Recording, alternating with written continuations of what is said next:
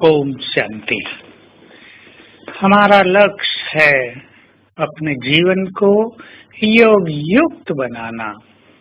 हम चेक कर लें, हम योग युक्त होते जाते हैं या हम योग मुक्त हो गए हैं।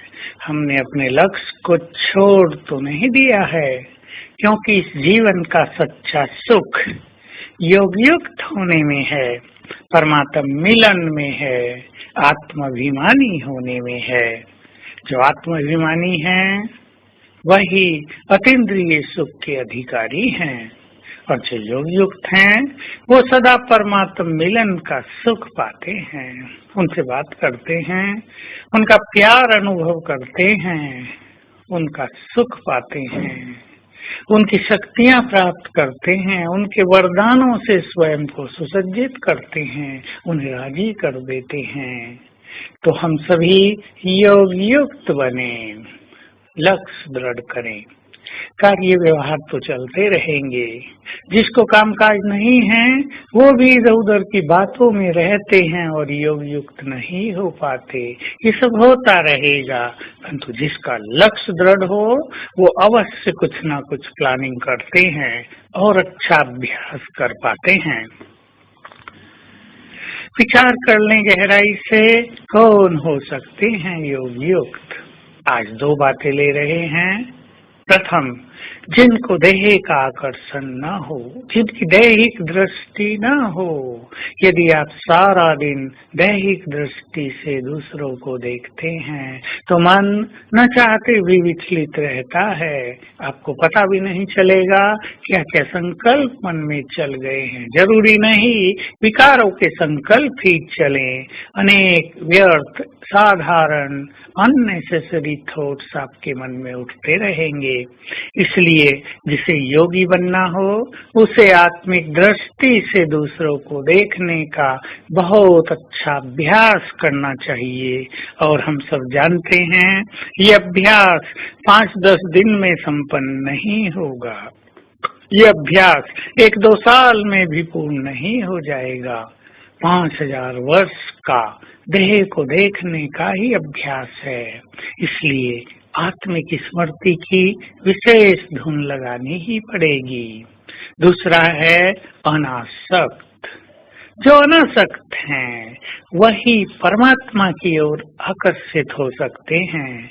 जिन्हें चारों ओर आसक्ति है, खान पान में आसक्ति, शरीर की वस्तुओं में आसक्ति, जो साधन घरों में उपलब्ध हैं उनमें आसक्ति, अपने पद पोजीशन में आसक्ति, धन संपदा में आसक्ति।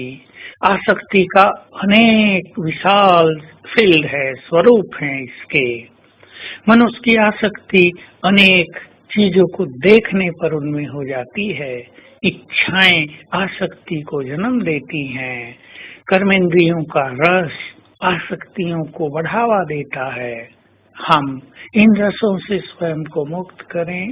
जो मनुष्य अशरीरी होने का बार बार अभ्यास करते हैं वो इन कर्मेंद्रियों के रसों से और संसार की विभिन्न आसक्तियों से मुक्त होने लगते हैं।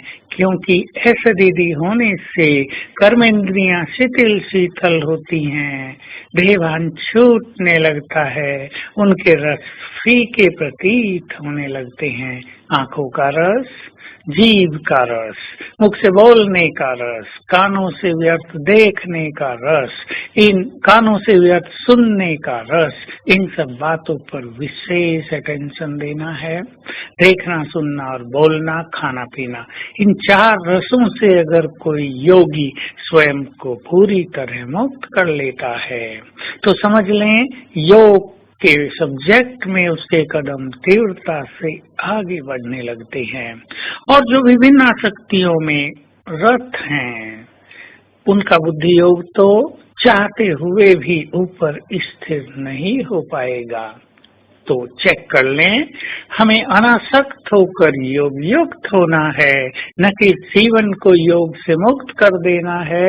योग हमारा मुख्य सब्जेक्ट है। तो आज सारा दिन हम बहुत सुंदर अभ्यास करेंगे इस संसार को देखते हुए, जैसे कि ये है नहीं, ये मेरे लिए नहीं है, अब ये संसार मेरा नहीं है, तो इससे आसक्तियां समाप्त होती जाएंगी और फील करेंगे मैं बाबा के पास हूँ परम धाम में, उसके वाइब्रेशंस मुझे निरंतर मिल रहे हैं। ओम शांति।